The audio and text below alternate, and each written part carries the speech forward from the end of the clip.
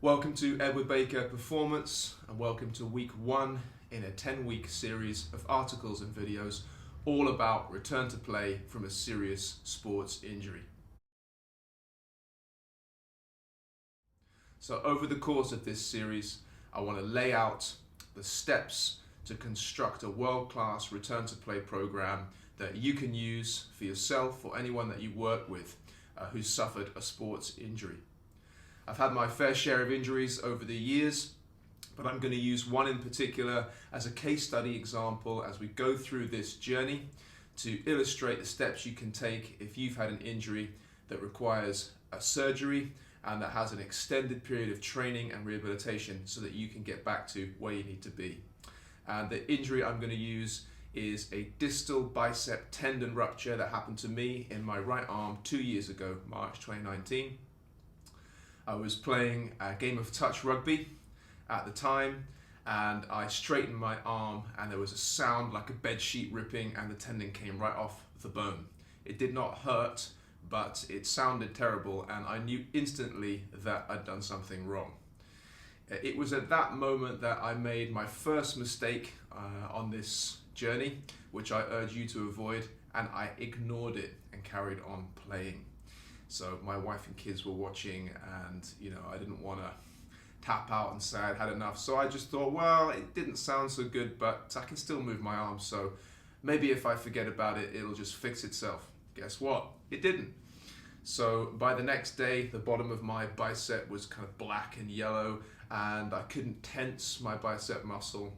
It was a kind of floppy sack of jelly in my arm.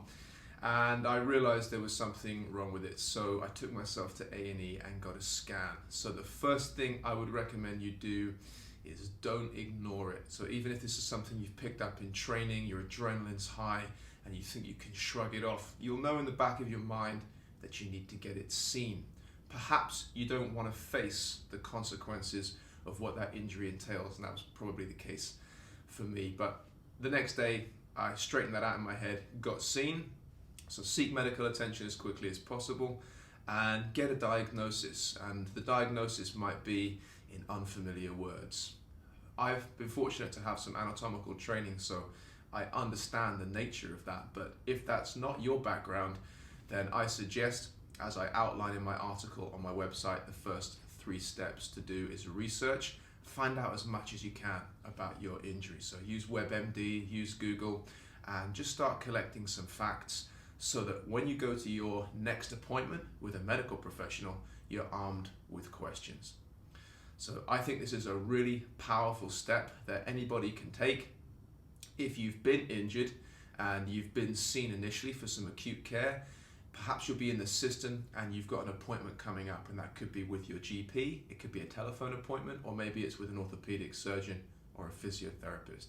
So when you go to that appointment and someone is going to see you and treat you, you should arrive not as a passive actor, but as an active agent with plenty of questions so that you can get clarity on what's happened to you, how long they think you're going to be out, and what is the process for getting you back to where you need to be. And this is actually a really important thing that I don't see talked about very much. Don't let the appointment or the treatment just happen to you. Be an active participant in it. Have plenty of questions to ask. And don't leave that first appointment until you're really clear about what's happening and what you need to do next. One of the things I've seen with a number of clients that I work with is that even years after an injury, if they're still in chronic pain or trying to resolve an issue, the person won't be very clear on precisely the nature of their injury. So I can think of an example of a back pain client that I'm working with right now. This is somebody who was a former high-level athlete, has had 2 separate surgeries on their back, and has been living with chronic pain for about 10 years. And in my initial consultation with that person, when I said, can you describe to me your precise diagnosis and whereabouts in your back is the injury? I was expecting to hear, it's at L2 or it's at T10 or, I've had a double disc herniation posterior laterally, something like that. And the person said, well, I don't really know, it's kind of in the middle and sometimes it's on the left. And that's actually quite a common finding. that the person has had many interactions with different medical professionals, but they haven't had explained to them in words that they understand precisely what's happened and what they need to do to resolve it. So I would urge you to keep asking questions until you get the answers you want. One of the other steps that I recommend is to reach out, and that's to use your personal network and, if possible, expand your network. So one of the first things you can do is make a list of all the activities of daily living that you think are going to be disrupted by this injury. So if it's to a leg and you're going to be on crutches for a while, do you need help being driven somewhere? What about your work? Have you got colleagues that can take things off your plate? And then simple things with friends and family members. Is there someone who can help you prepare nutritious meals while you're healing and recovering, so that you don't just rely on an easy solution like a takeaway or, a pot noodle? One of the other steps you can do is to expand your professional network and include more people with expertise around this injury. So you might be tempted to post on Facebook about your injury, in return for some sympathy, but your time, I would argue, is better spent getting on LinkedIn or Twitter and finding out if there's someone you know or who's connected to you who's had this injury before, and connecting with them and just asking them about their experience. And of course, I'll plug my own site, edwardbakerperformance.com. If you've been injured, you can go to my website, fill out a contact form, ask me a question, anything you like about the injury, and if I can, I will do my best to help you.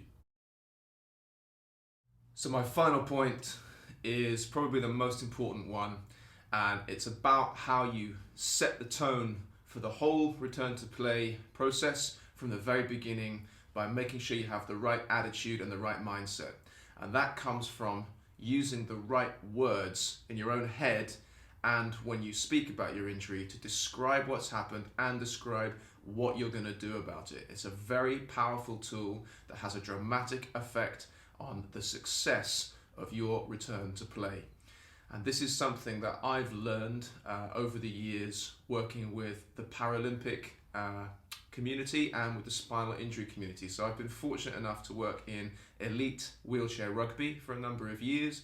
And I also spent 2 years running a neuro rehab clinic where I was responsible for intensive physical rehabilitation for people who had had a prolonged stay in hospital and were coming home for the first time and becoming active and functional again. And what I learned from working with this population is that the language people use to describe their situation and what they're going to do about it is extremely important. And in fact, it determines the flavor of the whole process and the outcome too. So it's important to take ownership of the situation, to own the injury, as it were, and to realize that you have to be the main protagonist that's driving the return to play forward. Okay, asking questions, finding out what you can, and really taking ownership of the whole situation. Looking at it as a problem to be solved rather than something external that's happened to you and that you now have to deal with. Take charge of it and move forward. The people that have done that are the people that are thriving and succeeding in spite of the most adverse circumstances that you could imagine. And you can apply this principle to something as simple as a bicep tear or a hamstring tear, or a lower back injury. It's a problem to be solved. There is a solution. You are the one who's going to take action, take ownership of it, and drive the whole thing forward towards a successful future. So don't use negative language in your own mind. Stay positive and you'll have a great return to play. Next week, in week 2, I'm going to talk all about surgery. I'll detail the decisions that led me to have surgery and how to prepare yourself for it and how to bounce back quickly after you've had a surgical procedure. So check back edwardbakerperformance.com and hit the subscribe button so you don't miss next week.